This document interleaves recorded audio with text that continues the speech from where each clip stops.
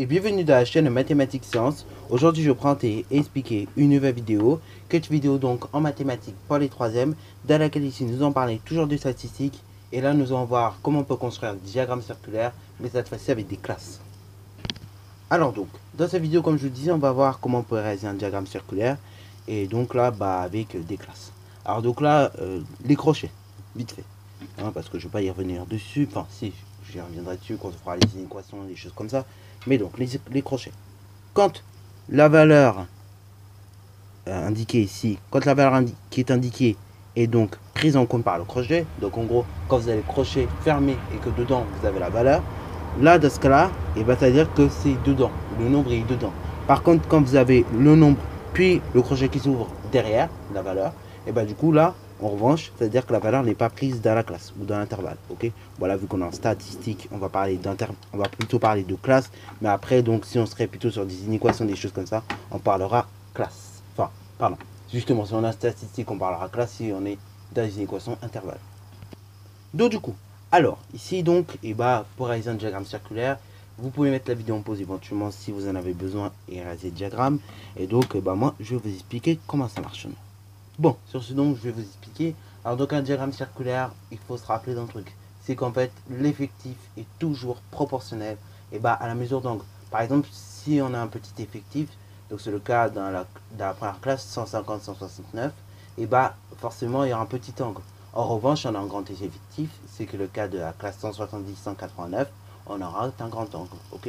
Donc là, par exemple, dans le cas de ces deux classes que je viens de citer, dans la classe 150-169, on aura tout simplement un angle de 20 degrés parce qu'en fait, il n'y avait que 3 personnes, enfin, il n'y avait que 3 effectifs, ok, il n'y avait que 3 véhicules à ce moment-là, puisque ça parlait de véhicules, tandis que dans la classe 170-189, il y avait 6 véhicules, et donc du coup là, il y aura le double en termes d'angle, c'est-à-dire donc il y aura plus nos fameux 20 degrés, enfin nos fameux donc là au niveau des angles, pardon, vous n'aurez pas, non pas, comme je vous disais tout à l'heure, 20, mais vous aurez 40.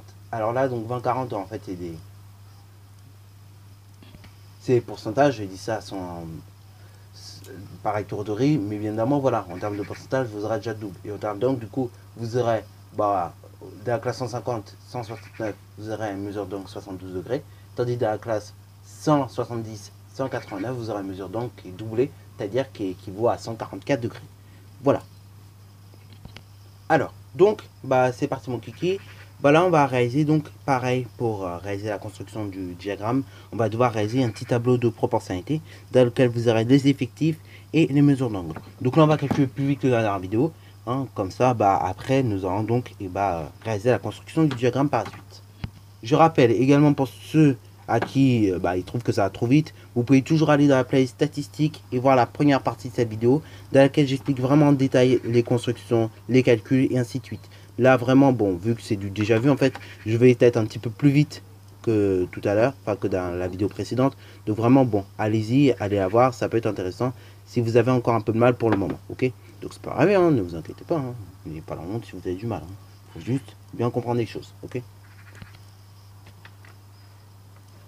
Bon.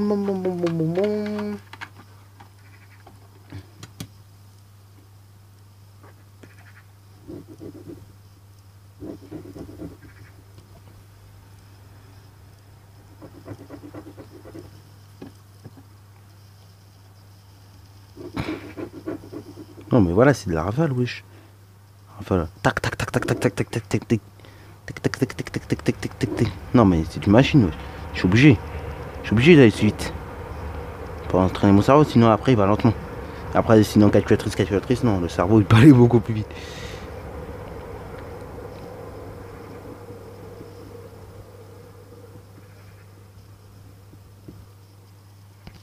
Ah, voilà. Bon, peut-être. Ouais, bon, j'ai pas le choix. Je peux pas avoir le choix, donc il me faut un truc à peu près de ce hauteur-là. Ah, c'est capricieux, c'est bien. C'est très très capricieux. Merde. Non.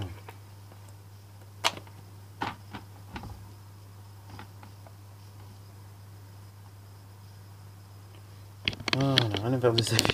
Explique comment on fait un gâteau. Elle va nous expliquer comment on fait un soufflé normalement. Alors, bon, pas mieux. Un peu. Oh, voilà. Voilà. Voilà. Tac. Ah, bon. Oh, purée. Alors, recalé. Tu es recalé. Ah non, mais putain, tu es recalé. Tu es recalé. Ah non, mais putain, tu es recalé. Ah non, mais purée, t'es recalé. Oh, putain, putain. Non, t'es bien. T'es bien, Mia.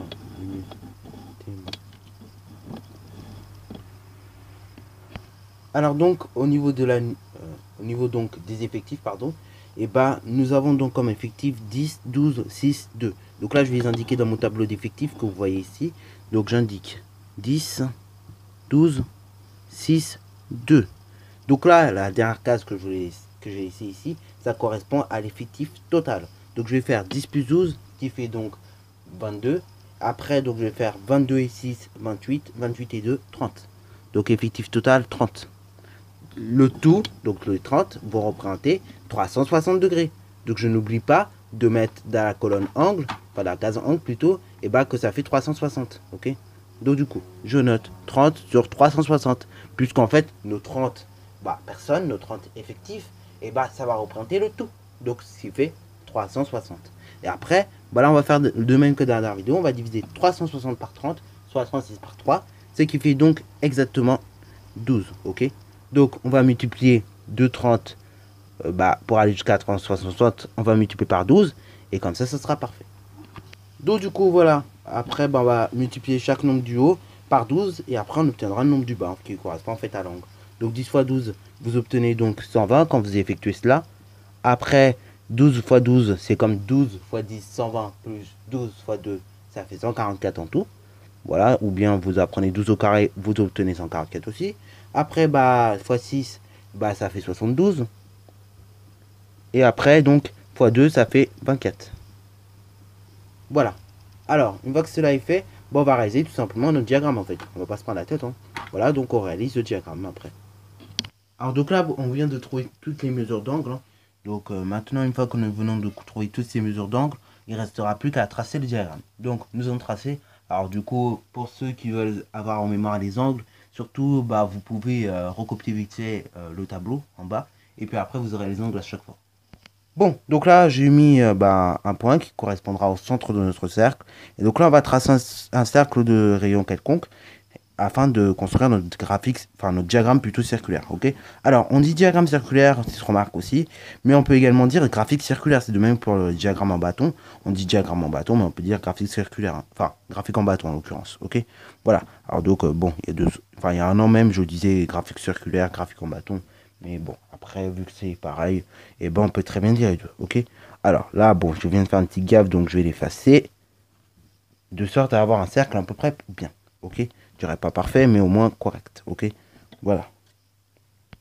Donc, ce que je vais faire, je vais tracer, comme vous pouvez le voir, un des rayons de mon cercle. Voilà, donc c'est parfait, mon kiki. Donc, on trace un rayon du cercle. Une fois que vous avez tracé un des rayons du cercle, et pareil, vous tracez vos angles. Donc là, premier angle, ça correspond donc à l'âge 20-30 ans, ok.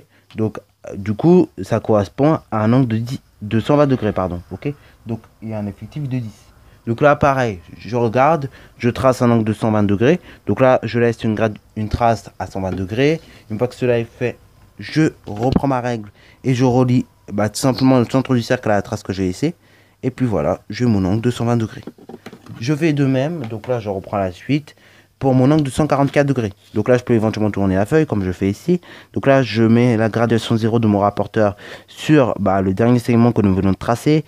Et ensuite, je trace mon angle de mesure 144 degrés. Donc là, je vais jusqu'à 140. Après, je compte jusqu'à 144. Une fois que j'y suis, je laisse une trace au rapporteur.